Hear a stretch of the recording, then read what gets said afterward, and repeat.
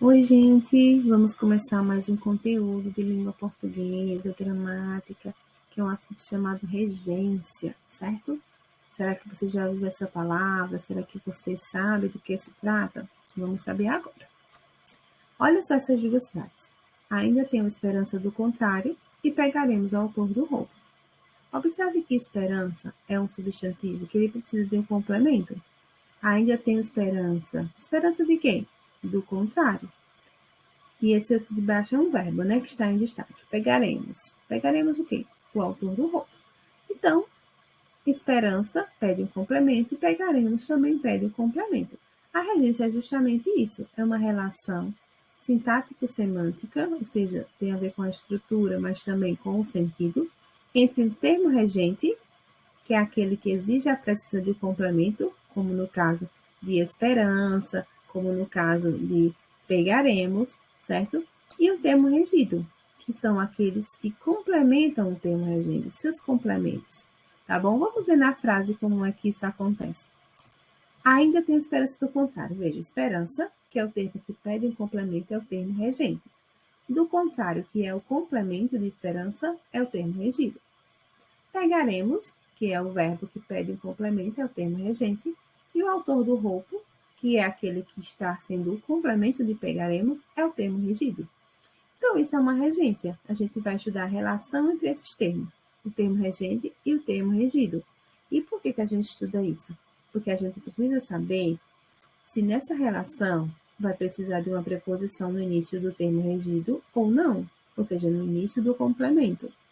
Ou, se, por exemplo, ele precisa de uma preposição, qual é a preposição que eu vou utilizar? Então, quem determina essa questão de ausência ou presença de preposição e qual preposição usar é o termo regente, certo? Seja ela um verbo ou um nome. E é por isso que a regência ela é dividida em dois grupos. O primeiro é o da regência verbal, ou seja, tem a ver com verbos, não é isso?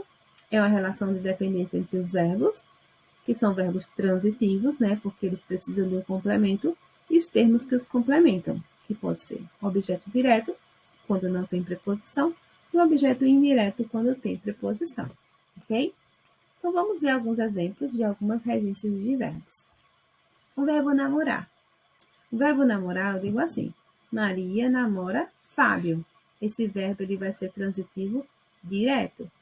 Mais comumente, a gente vê muito, né? Maria namora com o Fábio. Pela norma padrão, certo? Isso não é muito aceitável, apesar da gente saber que está muito em uso. Pela norma padrão seria Maria namora Fábio, certo? Sem a preposição com. O verbo assistir vai depender do sentido do verbo. Nesse primeiro exemplo, o médico assistiu o paciente, certo? Esse verbo é transitivo direto. Assistiu alguém, porque é no sentido de ajudar, prestar socorro. Lembrando que, nesse caso, ele também pode ser transitivo indireto. Eu também posso dizer o médico assistiu ao paciente, mas é muito mais comum usar ele como direto. Ele assistiu o paciente. Já no sentido de ver, de presenciar, assistimos ao jogo, ele é transitivo indireto. E ele exige a preposição a. Então, quem assiste, assiste a alguma coisa. Os verbos ir e chegar, que são verbos que indicam movimento. Então, eles precisam da preposição a e não a preposição em, como muitas vezes a gente utiliza. Iremos ao parque e não iremos no parque. Chegamos ao evento e não chegamos no evento, certo? Então, eles são sempre transitivos indiretos, utilizando a preposição a. Esquecer e lembrar. Tem duas formas de fazer a regência. A primeira, esqueci-me do comprovante. Quando o verbo é pronominal, ou seja, quando tem um pronomezinho junto a ele. Esqueci-me, esqueceu-se, esquecemos-nos, certo? Então, quando tem esse pronomezinho, ela é transitiva direta e exige a preposição de. Então, esqueci-me do comprovante. Mas quando ele é não pronominal, aí ele não vai usar também preposição de. Esqueci o comprovante, ok? Isso serve para o verbo esquecer, para o verbo lembrar. É a mesma coisa. Lembrei-me do comprovante, lembrei o comprovante. O verbo visar. O verbo visar pode ser o sentido de mirar, certo?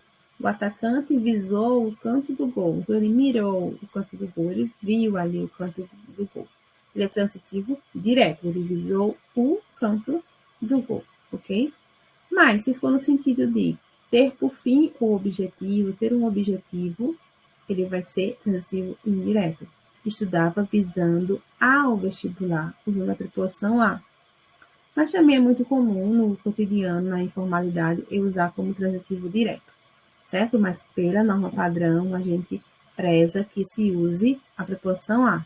Estudava visando ao vestibular, porque ele tinha como objetivo o vestibular. O verbo preferir é um verbo transitivo direto e indireto, ou seja, ele tem um complemento objeto direto e um indireto com a preposição a. Então, muito simples, eu vou dizer, prefiro língua portuguesa a ciências.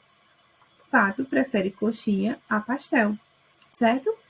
Então, aquilo que a gente utiliza, Fábio prefere coxinha do que pastel. Não. Do que não. É o a, tá certo?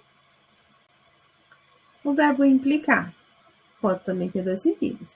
Se for no sentido de ter como consequência, ele vai ser transitivo direto. A reclamação dos alunos implicou a melhora da quadra.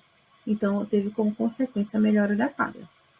Já no sentido de ter antipatia, ele vai ser transitivo indireto com a preposição com. A menina implicou com Gabriel. Então, eu vou usar o com aí nesse sentido de ter antipatia. Então, esses são alguns verbos, a regência de uns verbos, e vamos falar um pouquinho sobre regência nominal. Na regência nominal, a relação de dependência é entre os nomes e seus complementos. Que nome é? Substantivo, adjetivo e advérbio. E o nome do complemento dos nomes é complemento nominal. Aqui a gente tem um quadrinho com alguns nomes e as preposições que a gente usa. Por quê?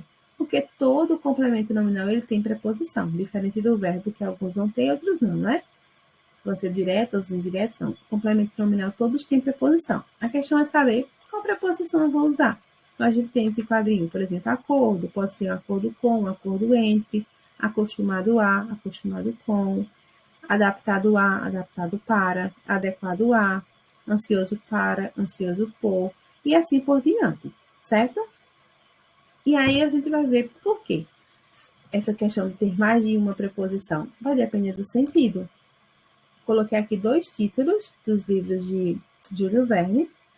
A Volta ao Mundo em 80 Dias. Então, quando eu digo a Volta ao Mundo em 80 Dias, esse A está dando a noção que é uma volta ao redor do mundo. E a volta sobre o mundo em 80 dias é como se estivesse em cima do mundo, né? Então, estou em cima do mundo e dando essa volta sobre o mundo, certo? Em cima dele. Viagem ao centro da Terra e viagem para o centro da Terra. Esses dois já têm um sentido mais semelhante, mas se vocês observarem, quando eu digo viagem ao centro da Terra, dá a entender que vai ser uma coisa mais rápida ali. Viagem para o centro da Terra parece que eu vou ficar lá, uma coisa mais permanente. Então, embora eles demonstrem um destino, parece que um é um destino mais rápido e o outro é um destino mais duradouro, certo? Então, é por isso que a gente tem que prestar atenção em qual preposição usar, porque se eu mudar uma preposição, pode ser que eu modifique também o sentido que eu estou pretendendo dar, tá bom? Então, é isso. Espero que tenham compreendido e a gente se vê nas próximas aulas.